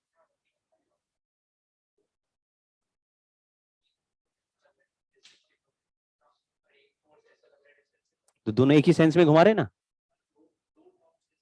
दो टॉर्क लग रहे हैं, सही कह रहे हो। हाँ, दो टॉर्क मतलब कपल में दो टॉर्क बनेंगे, बिल्कुल ठीक बात है। लेकिन मैं कह रहा हूँ कुछ स्पेशल प्रॉपर्टी होती है क्या? ये मैंने वहां पे भी शायद बोली होगी, नहीं बोली तो अभी बोल देते। जो इलेक्ट्रोस्टैटिक्स में भी यही प्रॉपर्टी काम करती है जो यहाँ पे, जब भी कपल या ऐसे इलेक्ट्रोस्टैट P क्रॉस C और M क्रॉस B आ रहा है आंसर, इसमें देखो R क्रॉस F जैसा आंसर नहीं है। R क्रॉस F जब टॉर्क लिखते थे तो R क्या होता था? परपेंडिकुलर डिस्टेंस या distance from axis to force. Force किस पॉइंट पे लग रहा है और एक्सिस कहां है, उनके बीच का डिस्टेंस को बोलते हैं आर। तुमको समझ में आ रहा है क्या? जैसे डोर का हैंडल पकड़ के खींचोगे तो हैंडल कितना दूर है उसके हिसाब से टॉर्क बनेगा ना भाई। हैंडल को अगर एक्सिस के पास ले आएंगे तो टॉर्क कब बनेगा? घुमाना मुश्किल हो जाएगा डोर को। कुछ इमेजिन कर पा रहे हो? डोर का हैंडल बिल्कुल दूसरे वाले एज पे होता है, डोर के दूसरे कॉर्नर पे होता है, एक्सिस के पास उल्टा बहुत दूर होता है, मतलब डोर एकदम खत्म होने वाला, वहां पे हैंडल लगाते। क्यों? क्योंकि डिस्टेंस ज्यादा होएगा तो कम फोर्स से ज्यादा टॉर्क बन जाएगा। आर क्रॉस एफ है, आर इंटू एफ है, आर बढ़ा देंगे एफ कम हो जाएगा, तो कम एफर्ट से डोर ओपन या क्लोज हो पाएगा। अगर बिल्कुल पास में लगा देंगे तो ज्यादा फोर्स, समझ गए ना? कभी वो नट बोल्ट खोलने वाला रेंच होता है, वो उसका कार का पहिया खोलते हैं, उसका पीछे हैंडल देखा कितना लंबा जाता है, उसके भी एज पे फोर्स लगाते हैं लोग। बोल्ट का ऐसे क्यों नहीं खोलते? कभी कार का पहिया ऐसे खोलना ना, हाथ से खोलना, नहीं खुलेगा। क्यों? अरे उतना ताकत नहीं ना फिंगर में, और कहा कितना डिस्टेंस पे लगा रहा है, बिल्कुल जरा से डिस्टेंस पे, और ऐसे रेंच लेके ये ऐसे पूछे पीछे तक चला गया और वहां पे ताकत लगाएंगे तो डिस्टेंस एक्सिस से बढ़ गया। समझ गए क्या? शेप इसीलिए तो रखा गया ऐसा। चलो, तो आपको इस फॉर्मूले में आर दिख रहा है कहीं? बड़ा अजीब सा फॉर्मूला है, देखो इसमें आर नहीं दिख रहा, इसमें पी क्या है? डाइपोल मोमेंट किस पे डिपेंड करता है? डाइपोल पे डिपेंड करता है। तुम घुमाओ नहीं घुमाओ डाइपोल मोमेंट फिक्स होता है कि नहीं? ई क्या है? इलेक्ट्रिक फील्ड में, जिस इलेक्ट्रिक फील्ड में रख रहे हैं उसका वैल्यू भी फिक्स है। तो आपको देख के ये रियलाइज हो रहा होगा कि इसमें एक्सिस कहां है, फोर्स कहां लग रहा है, कितने दूर है, ये सब फैक्टर तो आ ही नहीं रहे। इसका मतलब है इस केस में टॉर्क का आंसर एक बार निकाला तो कहीं भी एक्सिस लोगे आंसर, यानी कि ऐसे टॉर्क का आंसर एक्सिस ऑफ रोटेशन भी डिपेंड नहीं करता। ठीक है, आप समझना क्या बोल रहा हूं। मान लीजिए ये चार्ज Q है प्लस Q, ये चार्ज माइनस Q है, इस पे फोर्स लगा QE, इधर फोर्स लगा QE, माइनस QE क्यों लिख रहे हैं, वैल्यू लिख रहे हैं, डायरेक्शन अपोजिट उसका मतलब माइनस, ये दो फोर्स हो गए। अगर एक्सिस ले ले मिड पॉइंट पे, तो ये डिस्टेंस मैंने बोला a/2 है, ये डिस्टेंस कितना है, इतने का, इधर का टॉर्क कितना आया, QE फोर्स a/2 डिस्टेंस कितना आ गया, QE a/2, इसका कितना आया, दोनों को ऐड कर दो कितना आ गया, QE a/2 का डबल कितना a, Q इंटू a को क्या बोलेंगे P, तो ये कितना आंसर आ गया P। एक्सिस यहां था, यहां पे ले लेते हैं एक्सिस, ये एक्सिस यहां से 2a/3 ले लिया, तो ये डिस्टेंस कितना है, तो ऊपर वाला टॉर्क क्या हो गया QE 2a/3, नीचे वाला टॉर्क क्या हो गया QE a/3, दोनों का ऐड कर दो क्या आ गया QE a/3 प्लस 2a/3 कितना आ गया QE। फिर से आंसर क्या आ जाएगा, Q इंटू ए को क्या लिख देंगे, तो P इंटू ई। पहले एक्सिस यहां था, फिर एक्सिस यहां है, क्या इस कहीं पर भी एक्सिस ले ले आंसर में फर्क आएगा। तो ऐसे वाले जो टॉर्क हैं, क्या खास बात होती है कि उनके जो टॉर्क के आंसर हैं वो इंडिपेंडेंट ऑफ,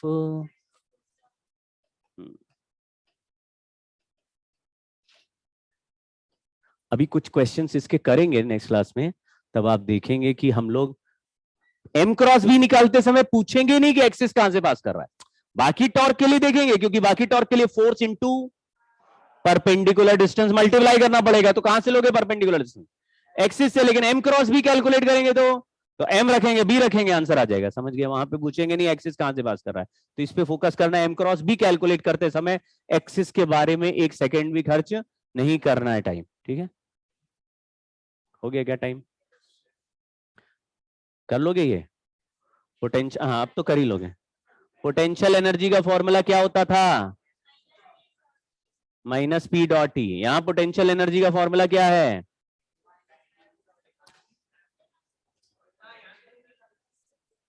लिख लो बता देंगे कैसे, मतलब ये पोटेंशियल मेड बाय चार्ज की तरह पोटेंशियल बना नहीं रहा, लेकिन पोटेंशियल एनर्जी एक अलग प्रॉपर्टी से बन रही है, उसको हम पोटेंशियल एनर्जी ऑफ रोटेशन बोलेंगे, है ना। इसमें Q1 Q2 बाई आर वाली कोई भी पोटेंशियल एनर्जी नहीं है, ये रोटेशन की है, वर्क डन से बन रही है।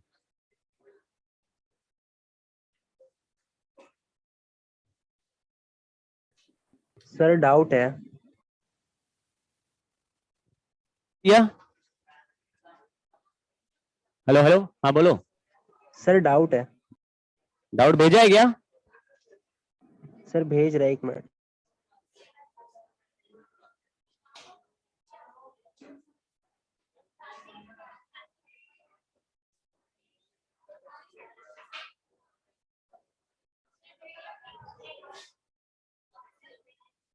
भेज दिया सर। हाँ लिखा circular coils of wire each having radius of 4 centimeter and 10 turns having common axis 6 centimeter apart. If the current 1 ampere passing through each coil opposite direction, find the magnetic induction at the center of each coil at the center of axis midway between them. तो midway between them तो दोनों में same ही sense में current है क्या, opposite direction में है। इधर सॉल्व करते देखना भाई है, एक कॉइल में करंट ऐसा फ्लो कर रहा है, दूसरे कॉइल में करंट उल्टा फ्लो कर रहा है, तो और इनके बीच का गैप 6 सेंटीमीटर है, यहां पे रेडियस 4 सेंटीमीटर है। कहां गया, अल्ले 1 मिनट भैया, दूसरा पेज लगा ही देते हैं, नहीं तो ये उड़ता रहेगा, देख लो। एक कॉइल हो गया, दूसरा कॉइल हो गया, करंट उल्टे डायरेक्शन में है, ये 4 सेंटीमीटर है, ये 4 सेंटीमीटर है, और इनके बीच का गैप 6 सेंटीमीटर है। तो ये मतलब करंट के हिसाब से पहला वाला आंसर तो ऐसे बनाते हैं कि भाई बोल रहा है कि सेंटर ऑफ कॉइल पे मैग्नेटिक फील्ड बताओ, तो ये सेंटर को 1 बोल दिया, तो यहाँ पे जैसे ए कॉइल है और बी कॉइल है, तो ए वाले कॉइल का तो मैग्नेटिक फील्ड है एक डायरेक्शन में चलेगा और दूसरे वाले कॉइल का मैग्नेटिक फील्ड दूसरे डायरेक्शन में चलेगा, तो दोनों का मैग्नेटिक फील्ड सब्ट्रैक्ट हो जाएगा, तो बी ए माइनस बीबी कर देंगे तो आंसर आना चाहिए। क्योंकि करंट अपोजिट डायरेक्शन में ना, तो एक के डायरेक्शन से थंब एक तरफ चल रहा है, दूसरे का करंट अपोजिट है, तो उसमें थंब अपोजिट चलेगा। समझ गए क्या? Yes sir. तो ये हो गया हमारा अपोजिट फील्ड है, इसलिए ये कैंसिल हो रहा है, मतलब अपोजिट है तो कैंसिल तो नहीं। अब एक्सिस सेंटर पे मैग्नेटिक फील्ड का फॉर्मूला क्या होता है? तो ए वाले की वजह से बनेगा mu not I by 2r, ये तो सब फॉर्मूले आपको पता है। और बी की वजह से बनेगा mu not I by 4 pi, और यहां पे लिखते हैं 2 pi are square divided by X square plus R square का पावर 3/2। याद आ गया क्या ये फॉर्मूला? Yes sir. तो इसमें x की जगह 6 सेंटीमीटर और r की जगह 4 सेंटीमीटर रखेंगे तो आंसर बनना चाहिए। और मिड पॉइंट पे मैग्नेटिक फील्ड 0 हो जाना चाहिए। क्यों? क्योंकि मिड पॉइंट इधर से जितना दूर है उधर से भी उतना दूर है, लेकिन मैग्नेटिक फील्ड दोनों का, एक का इधर के डायरेक्शन में चल रहा है, एक का अपोजिट करंट इधर के डायरेक्शन में चल रहा है, तो कैंसिल कर दो। तो ये वाला तो हो गया। अब दूसरे पेज में देखते हैं। हाँ, दूसरे पेज में देखो, इसमें जैसे एक स्क्वायर का मैग्नेटिक फील्ड हमने निकाला था 2√2 mu not I by pi A, याद आया? हाँ सर। एक स्क्वायर का था 2√2 mu not I by pi A, जिसका साइड ए था। अब बोल रहा है कि इधर से साइड डबल लेंथ का कर दिया, लेकिन करंट अपोजिट हो गया। तो करंट अपोजिट हो गया तो जैसे पहले वाले का मैग्नेटिक फील्ड आया 1, तो दूसरे वाले में ए की जगह 2a, इसका लेंथ 2a हो जाएगा। तो यही वाले ए की जगह 2a करेंगे तो आंसर 1/2, मतलब इसका हाफ हो जाएगा। समझ गए क्या? तो Yes, पहला वाला तो है मैग्नेटिक फील्ड मान लो b, दूसरा वाला मैग्नेटिक फील्ड बनेगा b/2, तीसरा वाला बनेगा b/3, चौथा वाला बनेगा b/4। सभी मैग्नेटिक फील्ड एक दूसरे के अपोजिट बनेंगे, तो 1 माइनस 1/2 प्लस 1/3, b कॉमन ले लिया, ये b का वैल्यू कॉमन हो गया, तो b minus b/2 plus b/3 minus b/4, b common हो गया, ऐसे इंफिनिटी तक चलेगा। ऐसे वाला जो टर्म होता है इसका आंसर ln2 होता है, तो ln2 लगा देना। सर यहाँ पे जिस लाइन से स्क्वायर चेंज हो रहा है उसका इफेक्ट 0 रहेगा।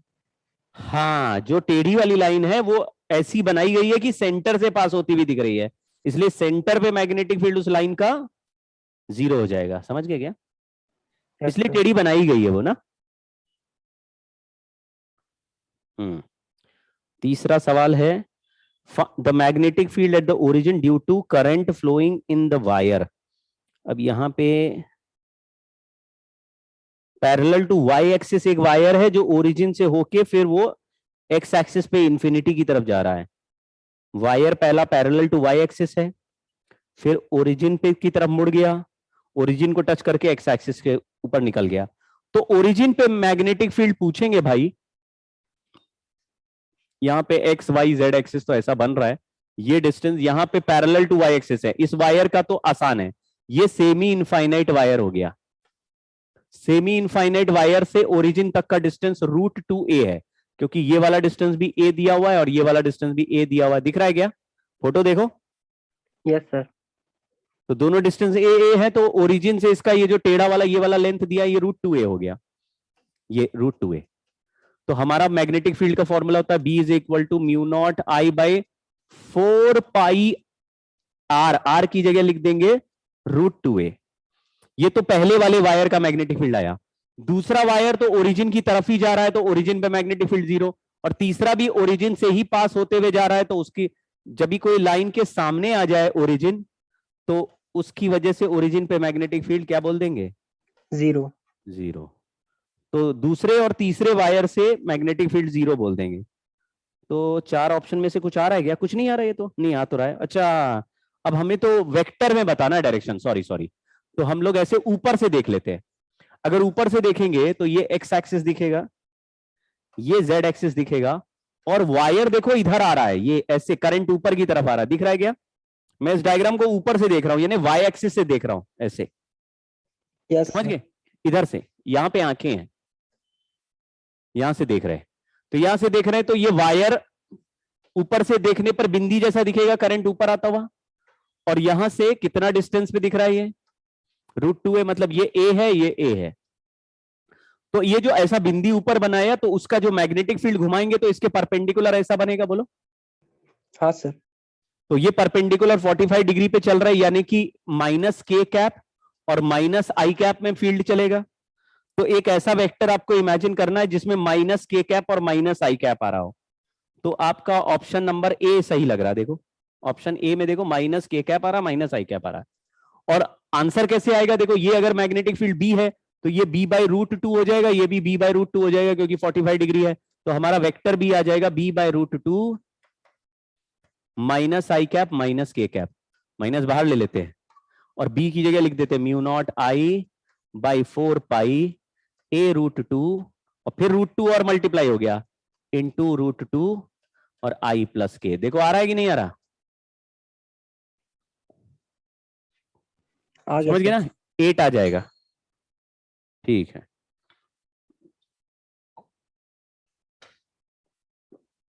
हो गया। Yes sir. चलो जी, बाय बाय भाई। Thank you, तुम लोग sir. सब मेहनत करते रहो, बहुत अच्छा कर रहे हो, डाउट भेजते रहो एवरीबॉडी। अनन्या सिंह